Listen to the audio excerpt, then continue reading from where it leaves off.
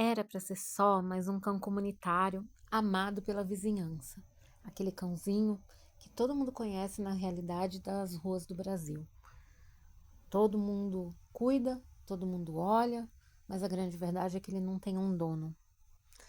Mas o que aconteceu com a Orelha virou uma ferida aberta, uma chama de revolta que já não se apaga mais.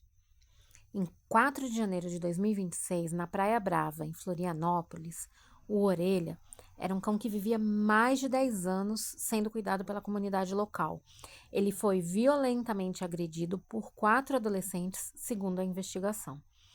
Ele foi encontrado 1 ou 2 dias depois, e isso é uma informação que não tem muita precisão, com várias lesões gravíssimas no crânio, face, mandíbula. Fraturas essas confirmadas pelo laudo veterinário, sem que houvesse sinal qualquer de atropelamento ou de que fosse algo acidental. Tudo indicava para um ataque deliberado e brutal. Ele foi socorrido, mas ninguém conseguiu resgatar a dignidade do cãozinho Orelha. Absurdamente, diante de tanto sofrimento e do massacre que ele sofreu, ele acabou vindo a óbito.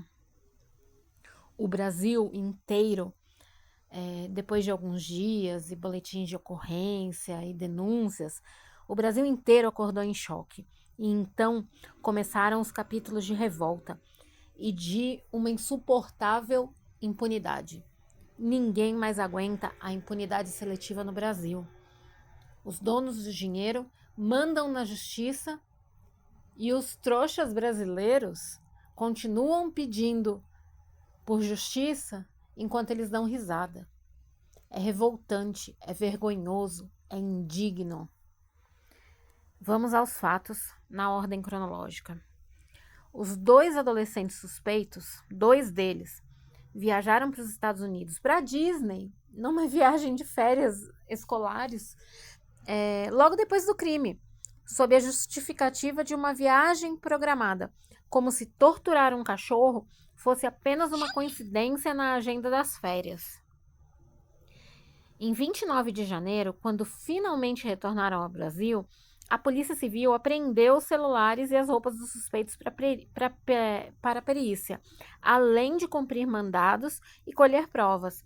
Mas isso só aconteceu depois de semanas de uma pressão nas redes e nos protestos.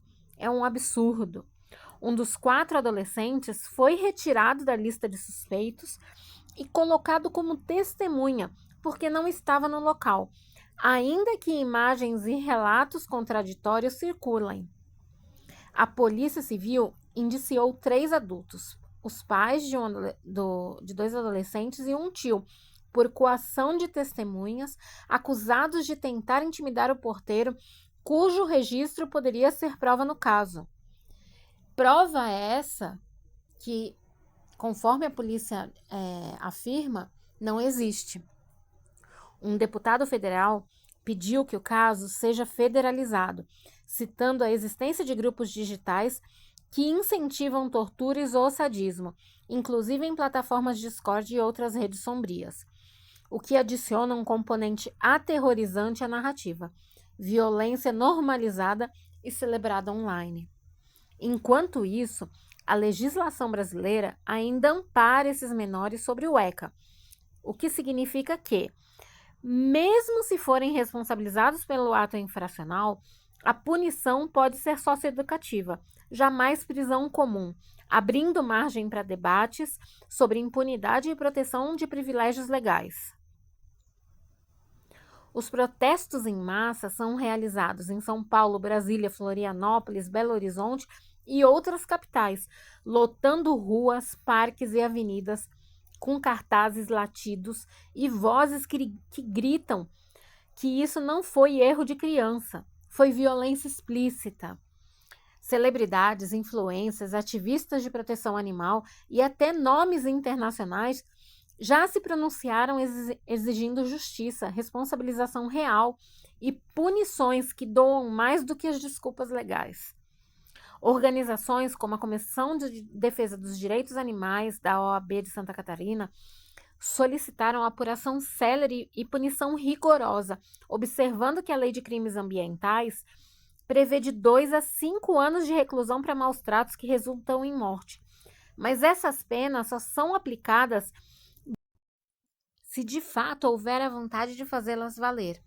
O caso Orelha não é só sobre um cachorro morto, é sobre um sistema lento, um ciclo de proteção legal que parece proteger mais os acusados do que os vulneráveis, sobre pais poderosos tentando manipular o processo, sobre legislação que trata a crueldade com brandura e sobre um país inteiro que se recusa a permitir que isso caia no esquecimento. A verdade dói, e dói muito. Os maus tratos são legalmente um crime. A crueldade não pode ser relativizada. É um absurdo relativizar uma situação em que a maldade e a crueldade foram tão abomináveis e tão monstruosas. Uma viagem para Disney, logo após um assassinato brutal de um animal comunitário, é um tapa na cara da sociedade. A pressão pública cresceu porque a justiça levanta uma sobrancelha quando devia estar levantando uma sentença firme. Compartilha, levanta sua voz, exija a responsabilização, exija a punição que não pareça um presente embrulhado. Quando nós falamos, a história treme. Quando nós não silenciamos, a impunidade fica sem esconderijo. A gente precisa continuar pressionando. É dessa forma que a gente vai conseguir que as leis sejam aplicadas. As leis já existem. As leis não precisam mudar. Elas precisam ser aplicadas da forma correta. Elas já existem. Não importa se são adolescentes, se são adultos. A lei existe e prevê punição severa nos casos em que há morte por brutalidade e maus tratos. Vamos fazer valer a lei. Vamos fazer valer a lei.